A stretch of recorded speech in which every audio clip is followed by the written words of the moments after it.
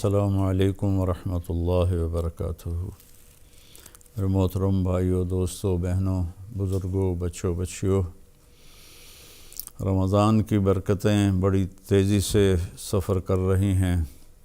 اللہ تعالی ہمیں اس سے فائدہ اٹھانے کی توفیق نصیب فرمائے، تو اس کو قیمتی جانیں کہ اللہ اس میں بخشش کرتا ہے بے حد و حساب، تو ہم بھی بخشے جائیں، ایسی زندگی گزاریں۔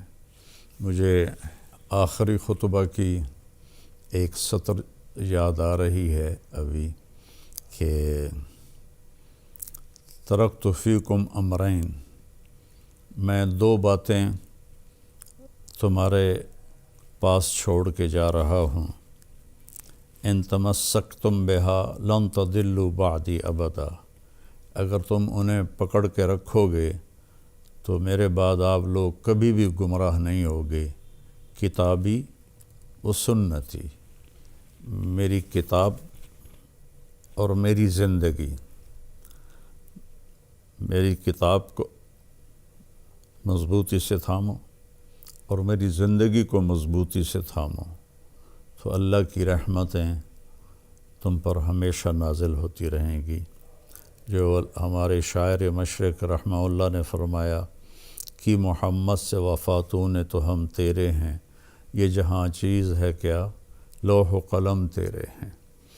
تو قرآن کی پہلی قسم سورہ نساء میں ہے، فلا وربک لا یؤمنون حتی یحکموک فیما شجر بینہم ثم لا یجدوا فی انفسہم حرجا مما قضیت ویسلموا تسلیما۔ میرے محبوب، مجھے آپ کے رب کی قسم، جب تک یہ آپ کے فیصلوں کو تسلیم نہیں کرتے اور اس کو دل و جان سے تسلیم نہیں کرتے، میں ان کا ایمان قبول نہیں کروں گا۔ تو اس کتاب کو پڑھو، اس کا ترجمہ پڑھو، اپنے نبی کی زندگی پڑھو، ان کی سیرت پڑھو۔ اس کے بغیر تو انسان جانور ہیں، ایک بولتا ہوا جانور ہے اور ایک خاموش جانور ہے۔ اگر یہ دو باتیں کسی کی زندگی میں نہیں ہیں تو اس میں اور جانور میں کوئی فرق نہیں ہے۔ تو اللہ ہمیں اس پہ جمنے کی توفیق دے۔ آج میں نے ایک جگہ آپ کے لیے منتخب کی ہے۔ اللہ تعالیٰ نے دنیا اور آخرت کا اتنا خوبصورت تقابل کیا ہے، موازنہ کیا ہے، دونوں کی تصویر دکھائی ہے۔ دو تصویریں سامنے رکھ دی ہیں، ایک یہ تصویر ہے، ایک یہ تصویر ہے، ان میں سے دیکھ لو کون سی تم نے پسند کرنی ہے۔ میں نے تو تمہارے لیے آخرت پسند کی ہے۔ تو اعوذ باللہ من الشیطان الرجیم، بسم اللہ الرحمن الرحیم۔ زین للناس حب الشہوات من النساء والبنین والقناطیر المقنطرہ من الذہب والفضہ والخیل المسومہ والانعام والحرث ذلک متاع الحیات الدنیا واللہ عندہ حسن المآب۔ پہلے میں صرف ہی آپ کے سامنے بتا دوں تو اللہ تعالیٰ فرماتے ہیں کہ تمہارے دلوں میں کھبی ہوئی ہے چند چیزوں کی محبت، تم اس کے دیوانے ہو اور اس کے پیچھے بھاگتے ہو۔ کیا ہے؟ سب سے پہلے کیا ہے؟ عورت، اور عورت کے لیے مرد۔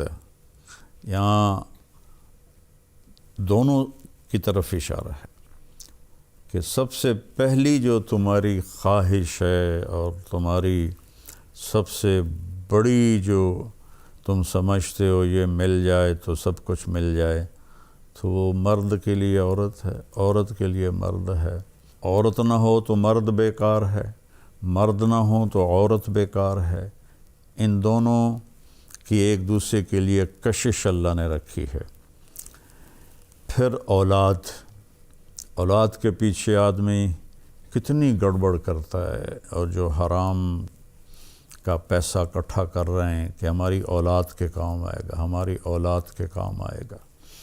تو دوسری چیز ہے اولاد، اور تیسری ہے والقناطیر المقنطرہ سونے چاندی کے ڈھیر لگ جائیں، پیسہ جس کو آج کی زبان میں پیسہ، ڈالر، پاؤنڈ، روپیہ، ریال، درہم، دینار، یہ آج کے سونا چاندی کے بدل میں ہیں۔ کاغذ پر اس کو یہودی لے کر آئے تھے۔ اگر اصل سونے چاندی کے سکوں پر بازار کا کاروبار ہوتا تو کبھی مہنگائی نہ ہوتی، کبھی بھی مہنگائی نہ ہوتی۔ یہ کاغذ کے نوٹ ہیں، چھاپ کے لوگوں کو بیوقوف بنا رہے ہیں۔ تو تیسری چیز ہے پیسہ، سونا چاندی، اور پھر فرمایا چوتھی چیز ہے سواریاں، والخیل المسومہ، خوبصورت گھوڑے اس زمانے کے لحاظ سے۔ آج کل خوبصورت گاڑیاں، سواریوں کی محبت، اور پھر جانوروں کی محبت، لوگ گھوڑے رکھتے ہیں۔ ہمارے ذمہ داروں میں تو گائے بھینس کے بغیر وہ ذمہ داری نہیں کہلاتا جس کے پاس یہ سسٹم نہ ہو۔ ہمارے دادا نے تو 100 بھینسیں رکھی ہوئی تھیں، تو ان کی وفات کے بعد ہمارے والد صاحب رحمۃ اللہ علیہ نے تھوڑی کو 50 کے قریب کر دیں۔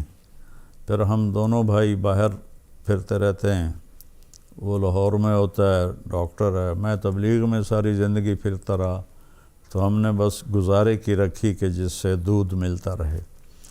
تو جانوروں کی محبت، اور اگر آپ تھوڑا سا صحراؤں میں یہیں چلے جائیں، بلوچستان، اونٹوں کے ریوڑ اور گائے کے ریوڑ، یہ ہمارا جو چولستان ہے وہاں سے لوگ نکلتے ہیں اپنی گائے لے کر۔ ان کا سب سے بڑا سرمایہ گائے ہے۔ 8 مہینے بیوی بچوں سمیت وہ پاکستان میں پھرتے ہیں، جہاں چارہ ملتا ہے وہاں۔ ہمارے گاؤں میں بھی آتے ہیں، جب مکئی کٹتی ہے تو وہ خشک مکئی کے جو ٹانڈے ہوتے ہیں وہ جمع کر کے ان کو کھلاتے ہیں۔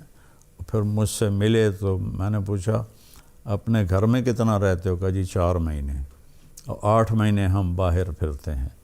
تو ان کی تو جان اٹکی ہوئی ہے اونٹ میں، گائے میں، بھینس میں۔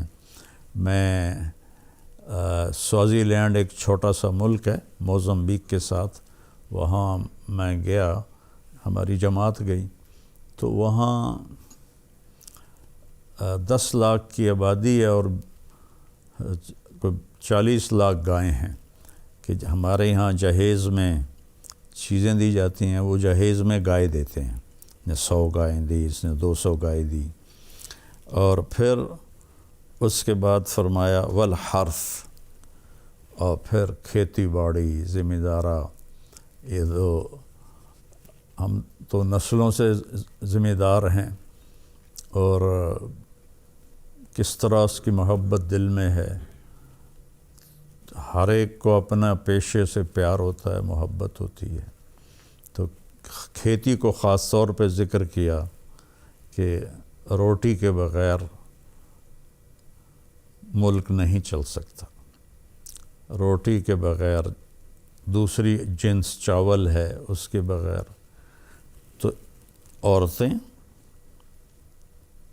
اولاد، دولت، سونا چاندی، سواریاں اعلیٰ درجے کی، جانور اور کھیتی کا تمہارے اندر کھوبی ہوئی ہے ان کی محبت۔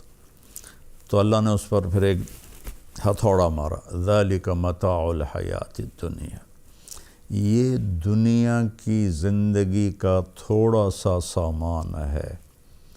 متاع کہتے ہیں، ویسے تو تھوڑی چیز کو متاع کہتے ہیں، لیکن اس کا جو اصل معنی ہے وہ ہے برتنوں کو صاف کرنے کے لیے۔ آج کل تو وہ فوم کے بنے ہوئے ہیں ڈسٹر، تو اس کے آگے ایک سخت سا لگا ہوتا ہے میٹیریل، اسے صاف کرتے ہیں۔ ہمارے بچپن میں ایسا ہوتا تھا کہ پرانے کپڑوں کو پھاڑ کر ان کا ایک گول سا گیند بنا لیتے تھے، اس کو ٹاکی کہتے تھے، تو اس سے وہ میری آنکھوں کے سامنے ہے، ہماری ایک ملازمہ تھی چاچی وسائی، وہ سارے برتن صاف کیا کرتی تھی، تو وہ کالا سے ہو جاتا تھا، پھر وہ تبدیل کیا جاتا تھا۔ تو پوری دنیا کو اللہ نے کہا یہ وہ برتن دھونے والی ٹاکی ہے، برتن دھونے والا یہ وہ فوم ہے، اس کی حیثیت اتنی ہی ہے، تو یا اللہ پھر کوئی اس کا کوئی بدل تو بتا۔ تو اللہ کہتا ہے واللہ عندہ حسن المآب، میرے پاس بہت خوبصورت رہنے کا جہان ہے، میرے پاس انتہائی حسین جہان ہے، اس کو جتنا بنا لو، جتنا کما لو، مر کے چھوڑنا ہے۔ پہلے بادشاہوں کی 1000 2,000 3,000 باندیاں ہوتی تھیں، اور یہ نواب اودھ جو تھا اس کی 500 عورتیں رکھی ہوئی تھیں، 200 کلکتے میں اور 300 لکھنؤ میں، اور پھر ان پر پہرے دار لگائے ہوئے تھے کہ کسی اور کی طرف ان کا دھیان نہ ہو، لیکن مر کے سب چھوڑ گئے۔ یہ مان سنگھ اکبر کا وزیر تھا، 1,500 اس کی بیویاں تھیں، اکبر تو بے دین سا ہو گیا تھا، 300 اس کی بیویاں تھیں۔ تو اس طرح آخر چھوڑ کے مر جاتے ہیں، جانور بھی گئے، گھوڑے بھی گئے، مرسڈیز بھی گئی، محل بھی گیا، اولاد بھی گئی، سونا چاندی بھی گیا، سب کو چھوڑ کے چلے گئے۔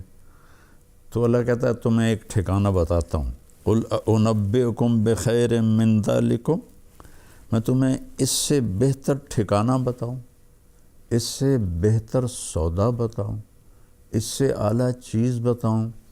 اب یہ غور کریں کہ یہ میں نہیں بول رہا، یہ میرے اللہ کا کلام ہے، میں ترجمہ کر رہا ہوں۔ جس نے دنیا بنائی ہے وہ اس کی حقیقت کو جانتا ہے۔ قُلْ مَتَاعُ الدُّنْيَا قَلِيلٌ وَمَا الْحَيَاةُ الدُّنْيَا إِلَّا مَتَاعُ الْغُرُورِ، یہ سب دھوکے کا نظر آتا ہے لیکن ہے کچھ بھی نہیں۔ اللہ تعالیٰ بخشش فرمائے میرے بیٹے عاصم کی، وہ کہتا تھا بابا آپ تو پڑھتے ہیں کہ دنیا دھوکہ ہے، مجھے اللہ نے دکھا دیا ہے، میں آنکھوں سے دیکھتا ہوں کہ یہ سب کچھ دھوکہ ہے، یہ کچھ بھی نہیں ہے، اس لیے میرا یہاں سے دل اٹھ گیا ہے، میرا رہنے کو جی نہیں چاہتا، میں اللہ سے ملنا چاہتا ہوں، میرے لیے ایک ایک دن مصیبت ہے زندگی کا۔ تو اللہ نے پھر اسے اس کی طلب پہ اسے بلا بھی لیا، ہم چاہے روتے رہیں، وہ تو کامیاب ہو گیا۔ تو اللہ تعالیٰ فرماتا ہے تمہیں بہترین چیز بتاؤں، جنہوں نے تقوی اختیار کیا، جنہوں نے تقوی اختیار کیا۔ تقوی کوئی ایسی آسمانی، کوئی ایسی بہت بڑی چیز کوئی نہیں ہے، گناہوں سے بچنا اور نیکیوں پہ جمنا، اور جب گناہ ہو جائے تو پھر معافی مانگ لینا۔ تقوی والوں کی اللہ نے ایک جگہ صفت بیان کی ہے کہ جب ان سے کوئی گناہ ہو جاتا ہے، ایسا نہیں کہ ان سے گناہ ہی نہ ہو، اور تو داڑھی رکھ لئی تو کی کر رہے ہیں، اور بھئی بشر ہے، انسان ہے، کوئی بھی گناہ ہو سکتا ہے، کسی بچی سے ہو سکتا ہے، کسی بچے سے ہو سکتا ہے، کسی عورت سے ہو سکتا ہے، کسی مرد سے ہو سکتا ہے۔ تو اللہ تعالیٰ نے فرمایا میں تمہیں بتاتا ہوں، تقوی کوئی ڈرنے کی چیز نہیں ہے۔ 5 نمازیں ہیں، مہینے کے روزے ہیں، پیسہ ہے تو زکوٰۃ ہے، زیادہ پیسہ ہے تو حج ہے، اگر پیسہ نہیں تو دونوں معاف ہیں، اور سچ بولنا ہے، دھوکہ نہیں دینا، کسی پر زیادتی ظلم نہیں کرنا، اور حلال کمانا ہے، حرام نہیں کمانا۔ یہ 4-5 چیزیں کا نام تقوی ہے۔ اس میں کوئی کمی آ جائے توبہ کرو، معافی مانگو، اللہ معاف کر دیتا ہے۔ اب اللہ تعالیٰ فرما رہے ہیں تیرے رب کے پاس، جنہوں نے تقوی اختیار کیا ان کے رب کے پاس، للذین اتقوا، عند ربهم جنات تجری من تحتها الانہار خالدین فیہا۔ تھوڑے دن میری مان لو، عبدی انت ترید وانا ارید ولا یکون الا ما ارید فان سلمت لی فیما ارید کفیتک فیما ترید۔ میرے بندے ایک ڈیل کر لیتے ہیں، بڑی طاقتور ڈیل ہے کہ یہ تھوڑی سی زندگی میری مرضی پہ گزار دو، تھوڑی سی زندگی، ہمیشہ کی زندگی تیری مرضی کی بنا دوں، ہمیشہ کی زندگی تیری مرضی کی بنا دوں۔ لہم ما یشاؤون فیہا ولدینا مزید۔ یہ جنت والوں کے لیے سب سے بڑی خوشخبری ہے اس آیت میں کہ جو چاہو گے، جیسا چاہو گے، جس طرح کا چاہو گے، جس وقت چاہو گے، اسی وقت حاضر کیا جائے گا، بنانا نہیں پڑے گا، یہ جائے اس وقت حاضر۔ اور جہاں تمہاری خواہشات ختم ہو جائیں گی، آخر ہماری عقل تو انسانی ہے، جہاں تمہاری خواہشات ختم ہو جائیں گی اس سے اوپر پھر تیرا اللہ تمہیں اپنی شان کا عطا کرے گا۔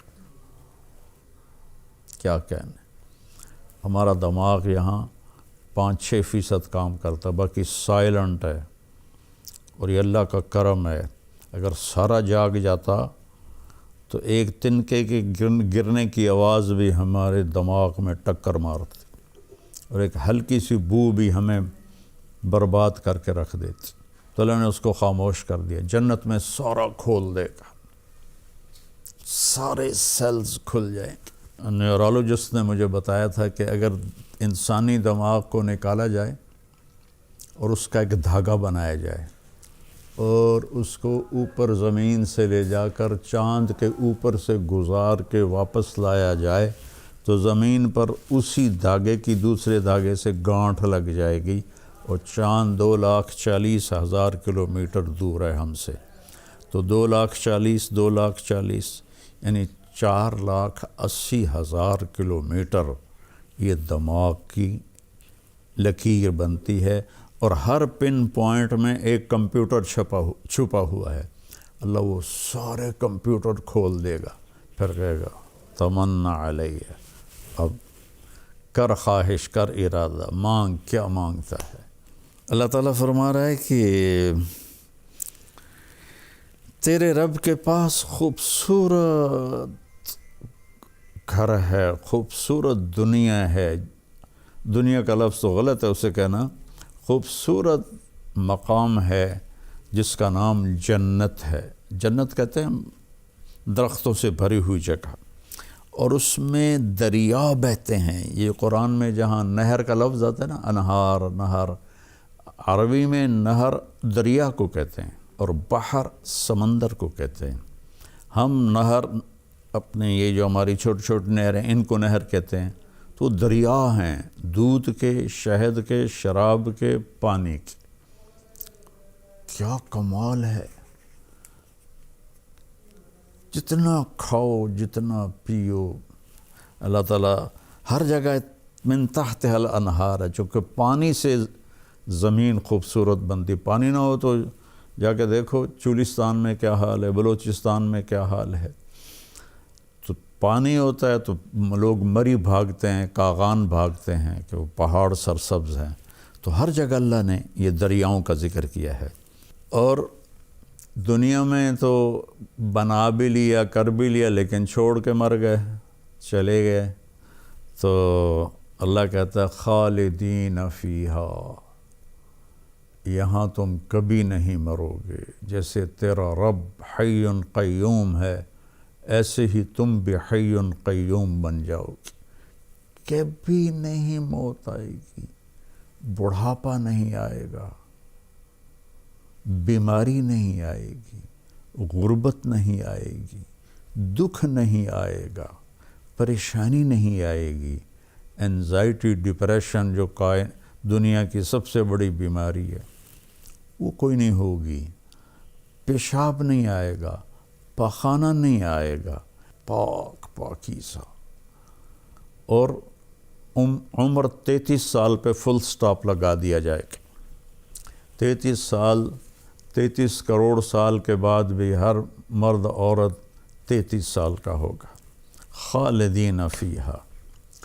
اور پھر ازواج مطہرہ، اور تمہارے لیے پاکیزہ بیویاں، اور بیویوں کے لیے پاکیزہ شوہر، اس لیے ازواج کا لفظ آیا ہے۔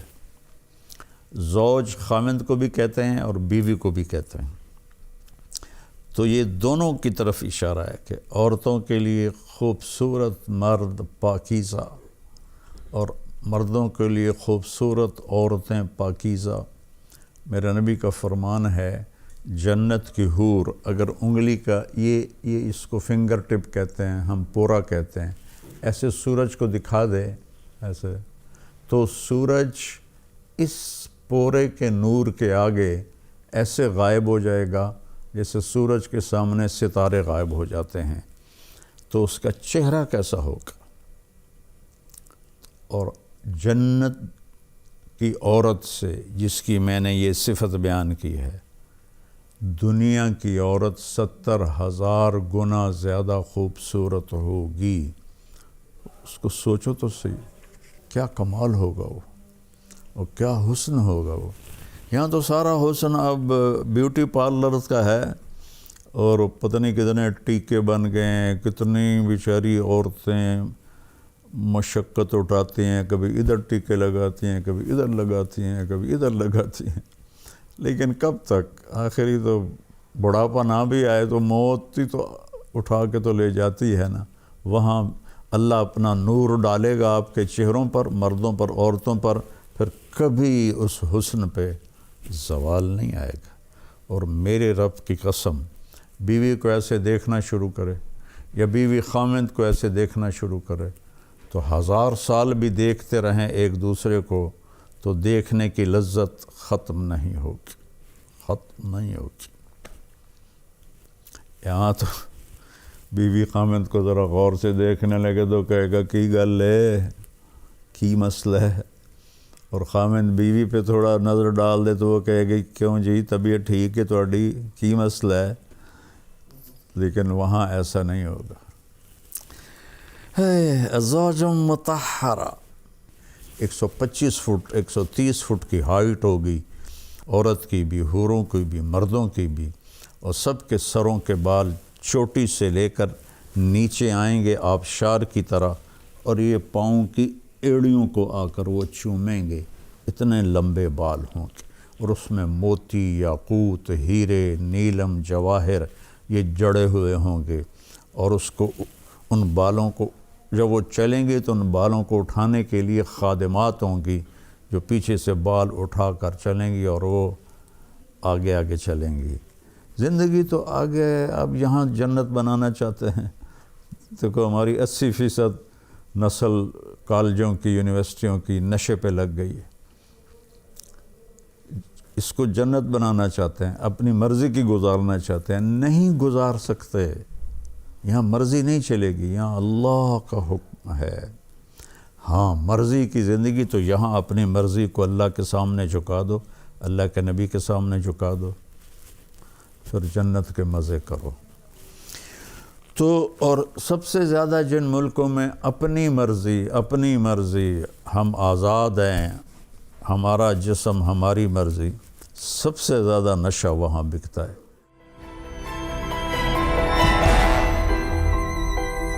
میرے اللہ تعالیٰ نے ہمیں ایک خوبصورت حکم دیا ہے غریبوں کی امداد کے لیے، اور اس کے لیے بڑی خوبصورت تعبیر ہے جو پورے قرآن میں اور کسی عمل کے لیے نہیں ہے۔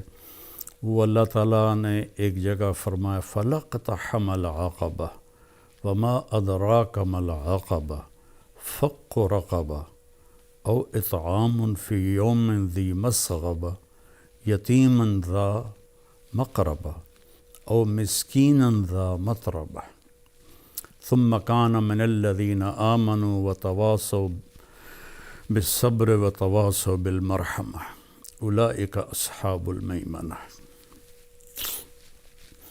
اللہ تعالیٰ نے اعمال کے لیے ترغیب کے لیے مختلف تعبیرات استعمال کی ہیں.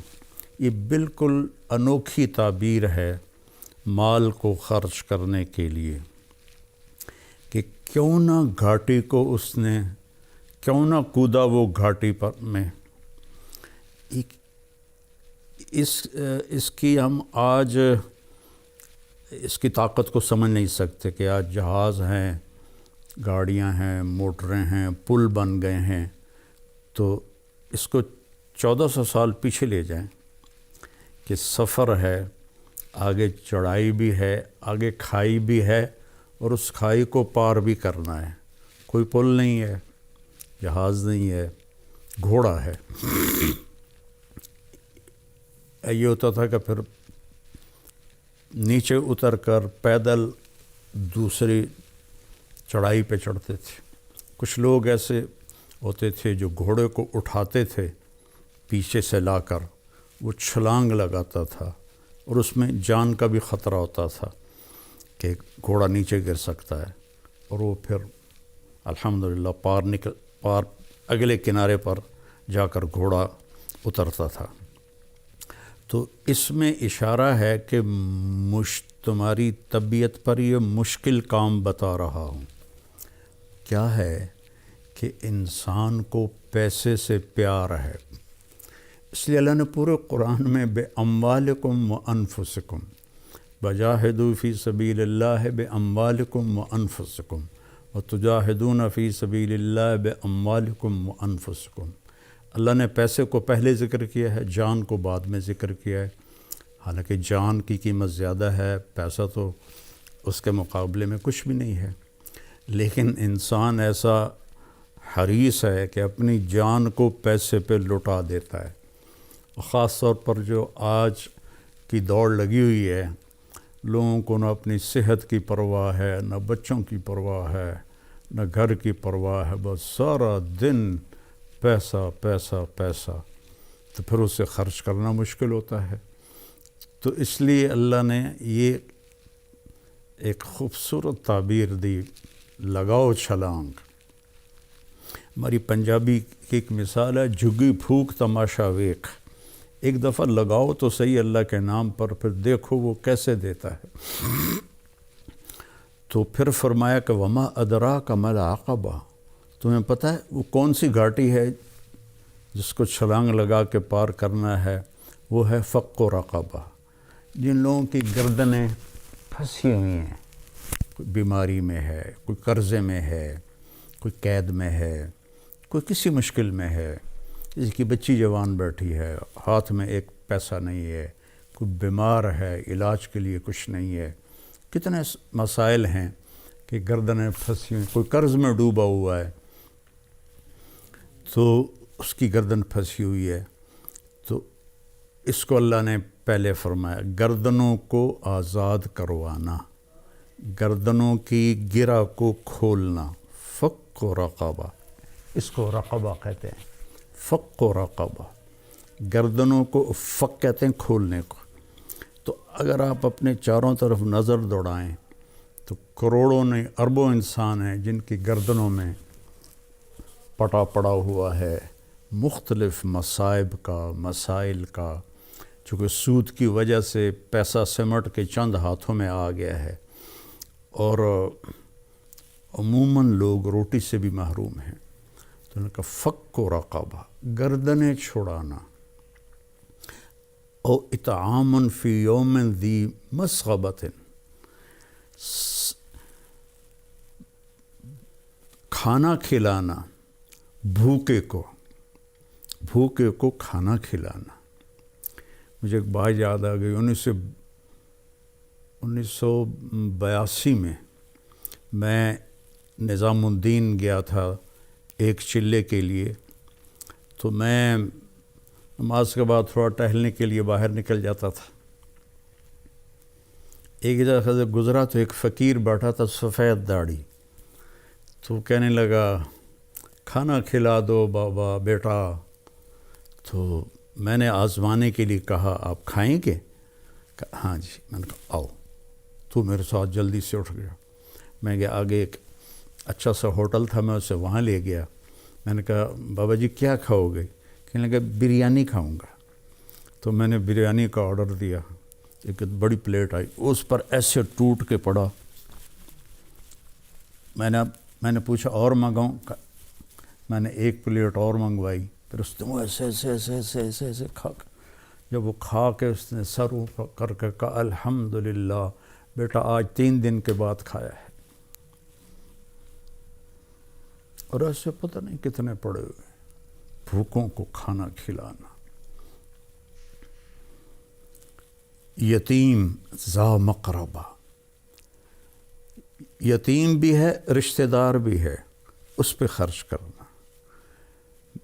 مسکیناً ذا متربہ، مسکین جو مٹی میں مٹی ہو کے پڑا ہوا ہے، جو ضرورت تو کیا اس کے پاس سانس لینے کے لیے بھی دم گھٹ رہا ہے اس کا.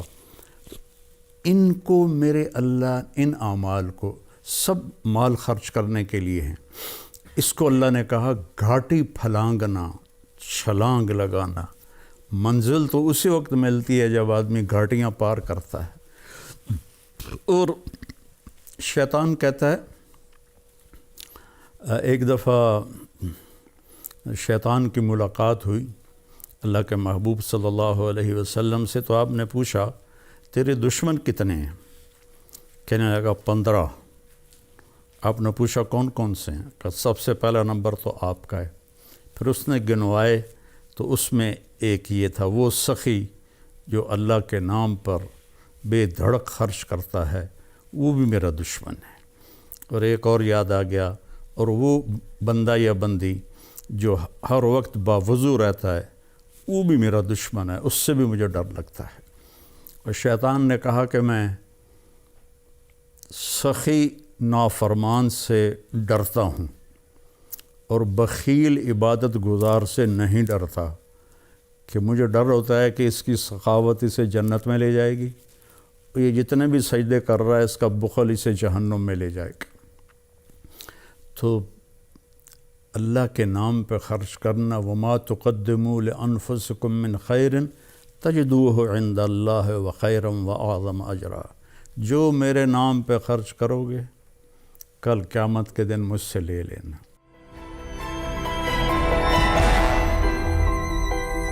ایک حدیث بھی یاد آ گئی بڑے مدت کے بعد، یا ابن آدم افرق من کنزک عندی لا غرق ولا حرق ولا سرق اوفیکہ یوم تکون احوج الیہ.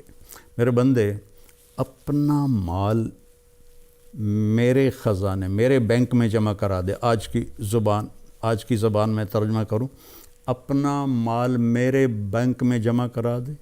نہ یہ کرپٹ ہوتا ہے، نہ یہ ڈوبتا ہے، نہ یہ جلتا ہے، نہ اسے آگ لگتی ہے، نہ یہ پانی میں ڈوبتا ہے، اور نہ یہ ناکام ہوتا ہے، بلکہ تیرا مال میرے پاس آ کے ملٹیپلائی ہوتا رہتا ہے. اور جس دن تو قیامت کے دن محتاج ہوگا سارا تجھے واپس کروں گا جنت کی شکل میں. تو رمضان کے مہینے میں زکوٰۃ دی جاتی ہے.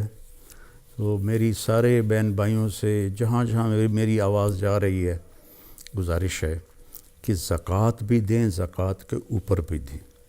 اللہ کے فضل و کرم سے میں پچھلے 40 سال سے لوگوں میں اپنی ہمت کے مطابق مال تقسیم کرتا رہا. پھر اللہ تعالیٰ نے بچے جوان ہوئے، ساتھی مل گئے، تو ہم نے فاؤنڈیشن کی بنیاد رکھی 3 سال پہلے. تو اب اللہ کے فضل و کرم سے اس کی شاخیں دنیا میں پھیل رہی ہیں اور ملک میں بھی خدمات ہو رہی ہیں. ابھی بھی ہماری فاؤنڈیشن نے 2000 گھروں میں راشن تقسیم کیا. ہماری فاؤنڈیشن تلمبا میں ہے، لیکن ہماری ٹیم کہاں گئی؟ جنوبی پنجاب، سندھ، بلوچستان، جو جھونپڑیوں میں رہ رہے ہیں لوگ اور ایک ایک دانے کو ترستے ہیں، ان تک جا کر پہنچایا راشن. اگر آپ کا تعاون اور ہوتا تو ہم 2 لاکھ گھروں تک پہنچ جاتے. چونکہ ہم تو اتنا ہی خرچ کرتے ہیں جتنا بھائی دوست بہنیں ہماری مدد کرتے ہیں، اور میرے نبی نے سب سے پہلے یہ میرے نبی نے کیا ہے کہ آپ نے اصحاب صفہ کی کفالت فرمائی، اور روزانہ رات کو آپ مدینے والوں کو جمع کرتے اور کہتے بھائی یہ غریب لوگ ہیں، کون کھانا کھلانے لے جائے گا؟ کوئی 1 لے جاتا، کوئی 10 لے جاتا، کوئی 2 لے جاتا۔ حضرت سعد ابن عبادہ بڑے مالدار تھے، وہ کبھی کبھی سب کو لے جاتے تھے، یا اللہ سارے، یا رسول اللہ سارے ہی میرے پاس بھیج دیں۔ تو یہ روزانہ کی آپ کی رفاہی محنت تھی غریب لوگوں کے لیے۔ اور یمن کے لوگ آئے تو ان کے چہرے کی کھال پھٹی ہوئی خشکی کی وجہ سے، تو آپ لرز گئے اور آپ نے فوراً جمع کیا مدینے والوں کو اور ان کے لیے چندہ مانگا۔ تو یہ میں اپنے لیے تو میں نے میرے مدرسے پچھلے کتنے سالوں سے اللہ مجھ سے کام لے رہا ہے، میں نے کبھی اس طرح بیٹھ کے مدرسوں کے لیے چندہ نہیں مانگا، لیکن جب سے یہ غریبوں کی دعائیں سنی اور ان کی ضرورتوں کو پورا ہوتے دیکھا۔ کل ہی ایک عورت میرے پاس آئی کہ جی یہاں گلیوں میں مانگتی پھرتی ہے، کہنے لگی جی میں کرائے پہ رہتی ہوں، 5,000 کرایہ مہینے کا، وہ کیا ہوگا جس کا کرایہ 5,000 ہے؟ تو 3 مہینے سے کرایہ نہیں دیا اور اب مالک مکان نے کہا کہ گھر خالی کر دے، میں بیوہ ہوں، میرے پاس کچھ بھی نہیں، تو میرا 3 مہینے کا کرایہ دے دو۔ تو میرے آنسو نکل آئے، میں نے 15,000 اس کو پکڑایا تو وہ میرے پاؤں میں گر گئی، حالانکہ 15,000 کیا چیز ہے، میرے پاؤں میں گر گئی۔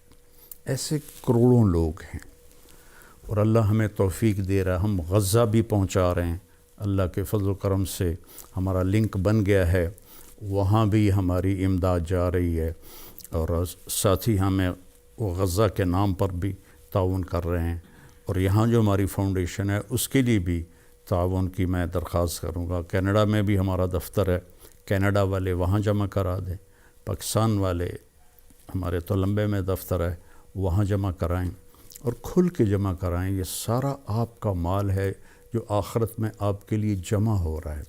ایک لیب بنائی ہے جو لاہور کی سٹینڈرڈ کی ہے، اور اس میں ہم نے تو مفت رکھا تھا، لیکن لوگ آ کے پیسے دیتے ہیں، چونکہ جو دوسری لیبارٹری میں جو ٹیسٹ 2,000 میں ہوتا ہے وہ ہماری لیبارٹری میں 500 روپے میں ہو رہا ہے، اور اس کا رزلٹ لاہور کی کسی بھی بڑی لیبارٹری سے ملا کے دیکھ لیا جائے بالکل اس کے مقابلے میں ہے۔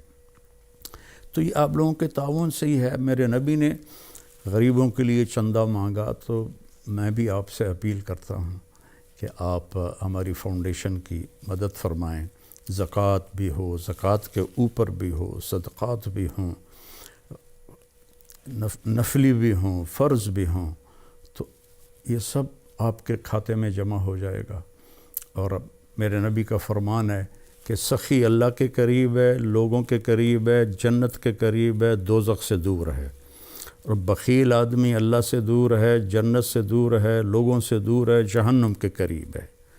تو آؤ بھائی بہنوں، جنت کا سودا کریں اور اپنے اللہ کو راضی کریں اللہ کے نام پہ خرچ کر کے۔ جب سامری نے وہ وچھا بنا دیا بچھڑا اور کہا یہ ھذا الہکم و الہ موسیٰ، تو ہزاروں لوگ اس کی پوجا، انہوں نے پتہ نہیں کیا جادو کیا، اس کے منہ سے آواز نکلتی تھی۔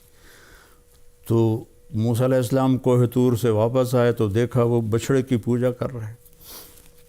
تو اللہ تعالیٰ سے پوچھا یا اللہ کیا حکم ہے؟ کہا ان کی توبہ یہ ہے انہیں قتل کرو۔ تو ان سب کو قتل کیا گیا، اور موسیٰ علیہ السلام رنجیدہ سے ہوئے تو اللہ نے ایک دم جنت دکھا دی کہ دیکھ تیرے بندے یہ جنت میں بیٹھے ہوئے ہیں جو قتل ہوئے ہیں۔ سامری کو پکڑا، جب اس کو قتل کرنے لگے تو اللہ جبریل آ گیا کہ اللہ کہہ رہا ہے اسے قتل نہ کرو، اسے چھوڑ دو، یہ ویسے ہی مر جائے گا۔ موسیٰ علیہ السلام حیران ہو گئے، یا اللہ سارا کام تو اس نے خراب کیا، وہ ساری بے ایمانی تو اس کی تھی، سارے نے سجدے تے پا چھڑیا، تو انہوں فرما رہے ہو بھی چھڑ دے وہاں کی وجہ ہے؟ اللہ تعالیٰ فرمائے کم وقت سخی ہے بڑا، تو سخی نو قتل کرنا مینوں چنگا نہیں لگتا، اے آپے نو میں مار دیواں گا۔ تو وہ بخار سے مر گیا تھا۔ تو میری اپیل ہے آپ سب سے کہ آپ کھل کے تعاون فرمائیں۔ السلام علیکم ورحمۃ اللہ۔